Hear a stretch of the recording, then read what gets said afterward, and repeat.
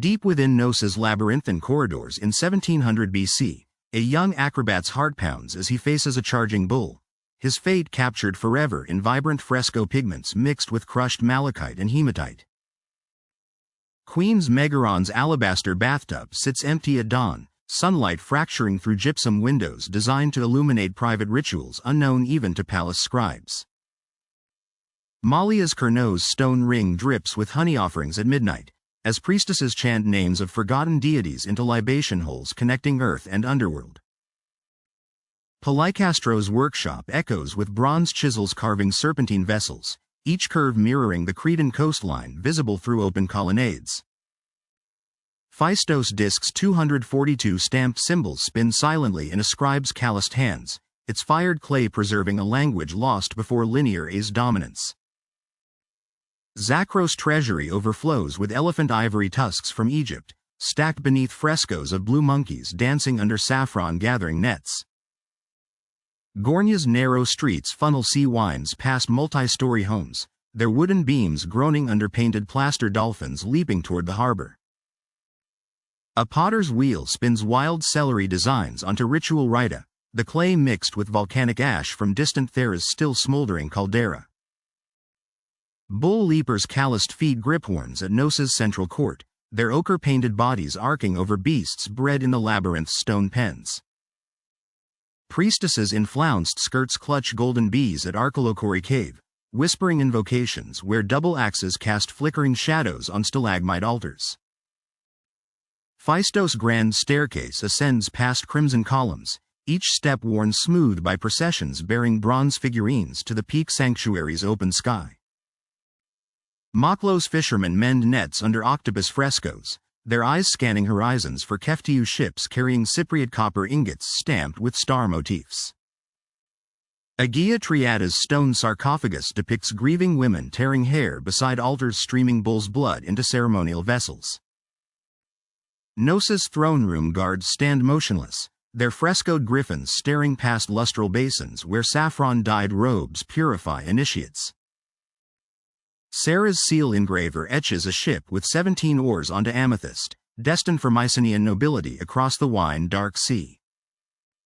Malia's agate pendant glimmers with a wasp motif, buried hastily with 42 other jewels during the Great Earthquake of 1600 BC. Gournia's loom weights clatter as weavers thread purple murex dye, creating patterns mimicking ripple marks on vise palm-fringed beaches. Zakros' archive room collapses, sealing linear A tablets recording 300 jars of olive oil traded for lapis lazuli from distant Afghanistan.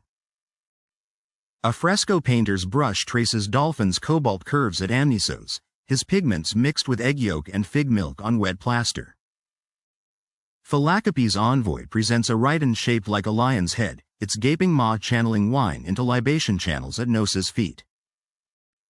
Kato Symi's peak sanctuary receives terracotta limbs, pilgrims ascending 700 steps to seek healing from horned deities in mountain mist. Malia's kernos ring overflows with poppy seeds during opium rites, participants collapsing on gypsum benches under hypnotic double drum rhythms.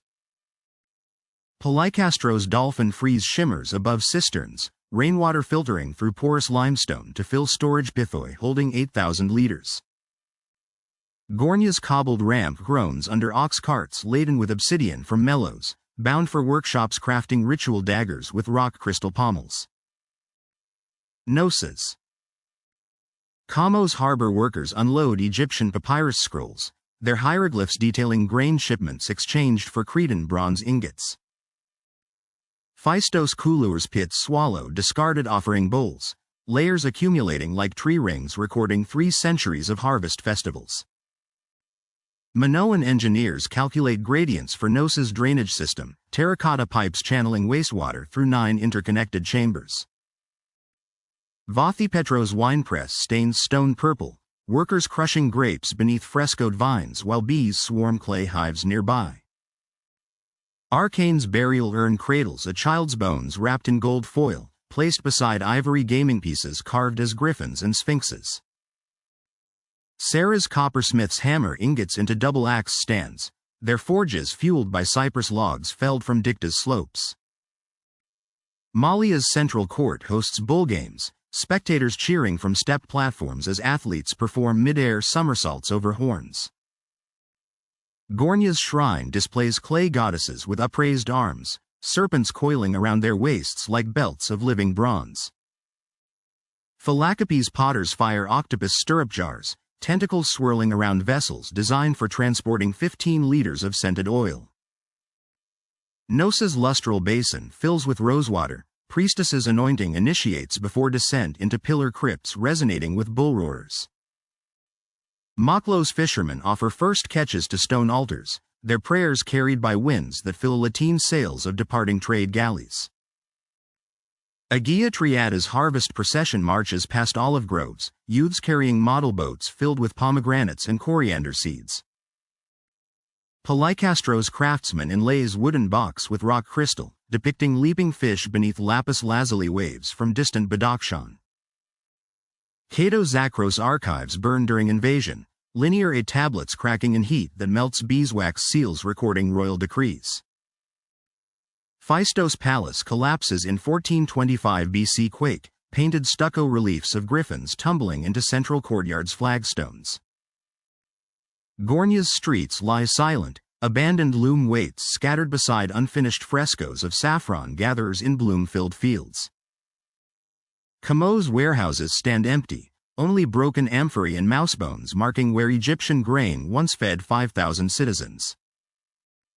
Knossos' throne room receives Mycenaean warlords, their crude frescoes of chariots overlaying delicate Minoan dolphins and lilies. Last priestess at Arkalochori buries sacred axes, hiding them beneath stalactites before sealing the cave with rubble and curses. Malia's granaries hold mildewed barley, weevils devouring what earthquakes spared from Mycenaean torches and looting. Sarah's engraver drops unfinished seal into the sea, its half-carved ship sinking as invaders' galleys breach the harbor chain. Vathipetro's wine vats ferment vinegar, the stench mingling with smoke from burning olive groves tended for 200 years. Kato Symi's peak sanctuary falls silent, wind scattering terracotta votives where pilgrims once watched eagles circle Mount Dicte. Final bull leaper dies in Knossos' ruins, his blood seeping into mortar mixed with crushed seashells and dreams of flight. Zakros' queen swallows hemlock in her light well chamber, choosing darkness over seeing Mycenaean spears deface dolphin frescoes. Gournia's last potter smashes kiln gods, shattering protective figurines as foreign soldiers torch his ancestors' octopus designs. Arcane's burial caves receive no new dead, their entrance sealed with stones bearing the double-axe symbol facing inward.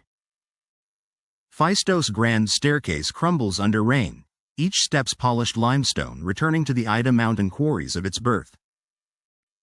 Mochlos fishermen flee in reed boats, glancing back at coastal villas collapsing into the sea like wounded sea monsters.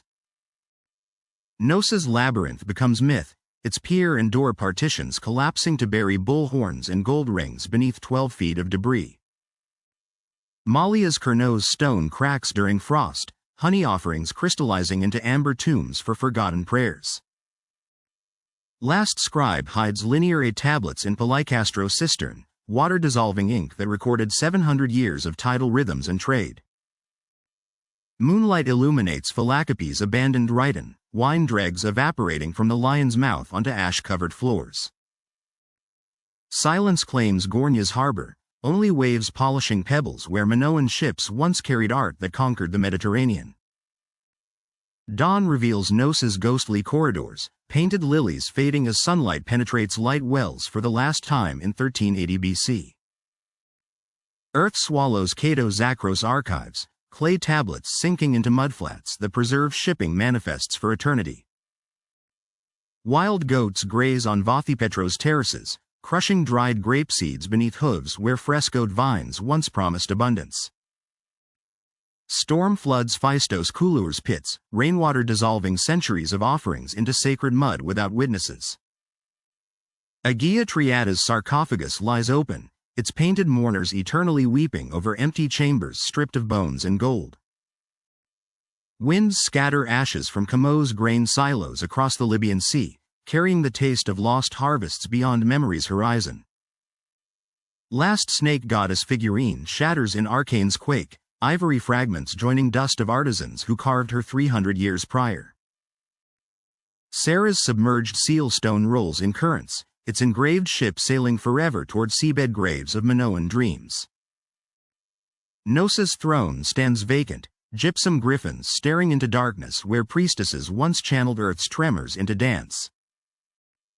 Rain erases bull leaper frescoes at Malia, pigments returning to ochre cliffs and malachite veins that birthed their colors.